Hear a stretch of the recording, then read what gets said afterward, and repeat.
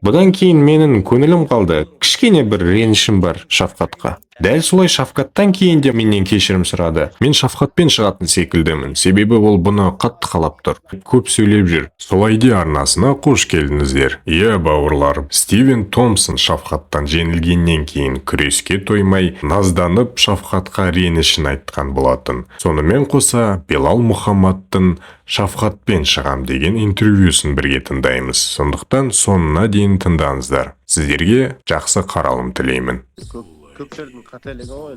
Бұл мені допингке қарсы күрес агенттігі тексерді. Мен жайлы ештеңе білмеймін. Шафқаттың ағылшынша тілі де келмейді. Трэш-ток жасайтындай. Әрине, маған да титуліне жекпе-жекке дейін өте жақын тұрмын. Сондықтан да тек қана маған жеңіс керек. Сенен Шафқат жайлы сұрағым келіп тұр. Бұл ММА, сен білесің ММАны. Бәрімен төбелестің, сен белбеу үшін шайқастың және... Тыңдашы, біз бәріміз білеміз рухани шайқас жайлы. Шафқат сені стойкада сабаймын деді, содан кейін тобығым қайырып қалды деді. Сені ұруға қорқып. Бірақ Шафқат құбыжық деп ойлаймын. Ол керемет жауынгер, бірақ жекпе-жектен кейін, ой, мен оны стойкада ұрайын деп едім, бірақ жарақатым болды дегені біртүрлі. Иә, сенімен келісемін, бұл факт. Сен кімді алдағың келіп тұр? Бәріміз сенің ойындағы нәрсенді білдік. Ең қызығы Гилберт Бёрнстің бапкері. Онымен жекпе-жектен кейін маған келіп кешірім сұрады. Жекпе-жек іш пыстырарлық өтті, бірақ сені тек осылай жеңуге болады деп. Дәл солай Шафқаттан кейін де менен кешірім сұрады. Мен білдім олардың тактикасын. Ол менімен стойкада шыққысы келмеді. Жерге жатқызып, қалғындырғысы келді және керемет істеді бұны. Бұл оның ойыны. Мен дайын болуым қажет еді, бірақ жекпе-жекке дейін айтқан орынды, мен сенімен стойкада шығамын деп, бірақ біткеннен кейін стойкада ұрғым келді, бірақ тобығым ауырды дегенің ерсі, бауырым. Бұдан кейін менің көңілім қалды, кішкене бір ренішім бар Шафқатқа.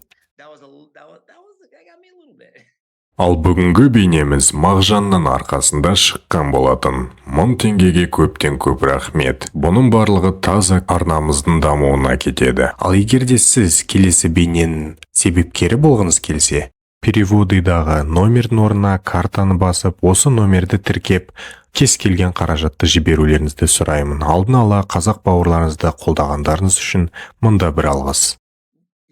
Иә, бауырым, түсінесің бе?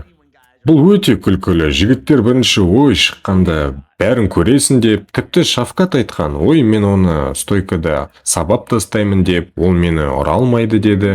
А содан кейін не істеді? Грэплингке жабысты. Әрине, оның сылтауы тобығындағы жарақат болды, бірақ сол күні ол жүгіріп жүрген еді. Өте күлкілі, түсініп тұрсың ба?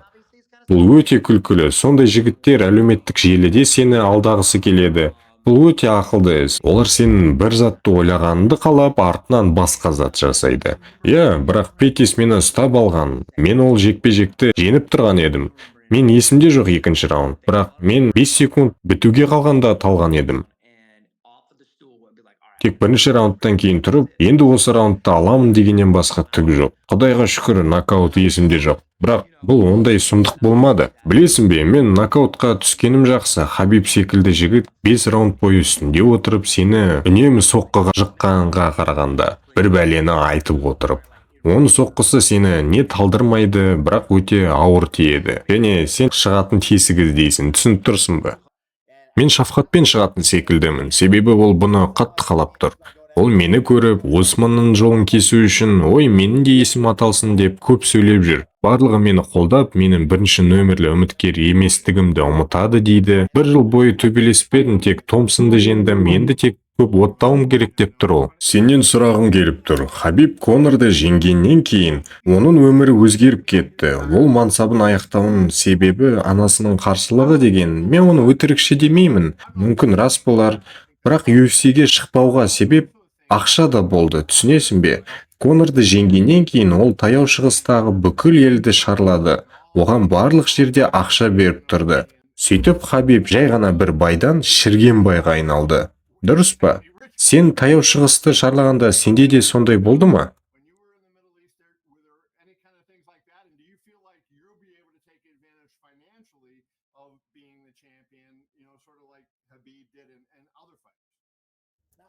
Білесің бе, мен өзімді бір үйде ұстап жүрген маймыл секілді сезіндім ол жақта.